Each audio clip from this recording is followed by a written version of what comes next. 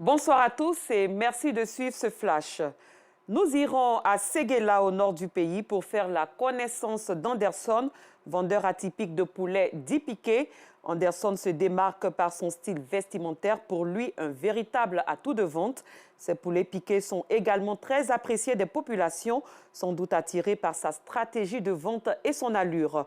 Rendez-vous avec IB Haut Niveau, comme le surnomme son entourage. Ce sera sur le coup de 19h30 à la faveur de notre rubrique Portrait.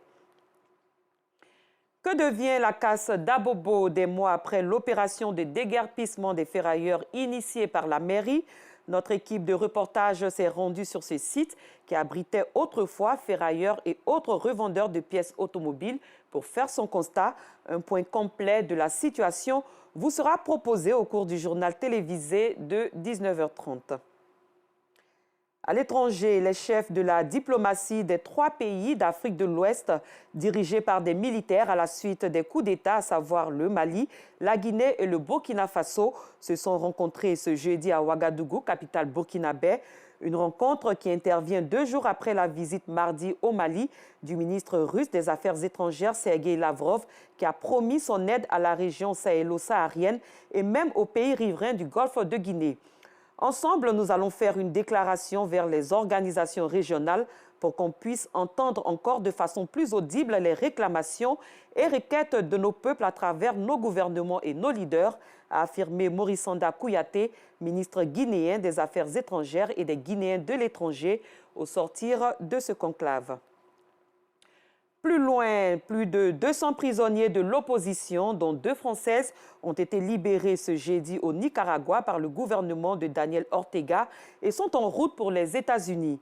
Washington a salué la libération de ces prisonniers politiques, parlant de mesures positives.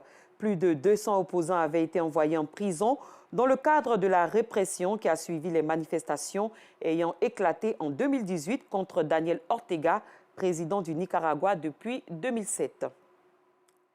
Et le bilan des séismes qui ont frappé la Turquie et la Syrie ne cesse de s'alourdir et dépassait ce jeudi les 17 500 morts.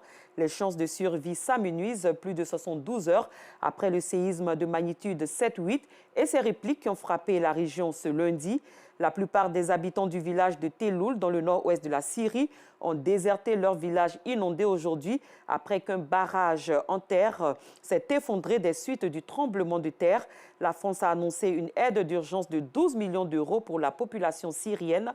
Pour la Turquie, épicentre du séisme, Paris va envoyer dans les prochaines heures 50 000 vaccins antidiphtériques et tétanos et l'association Tulipe pour les populations sinistrées.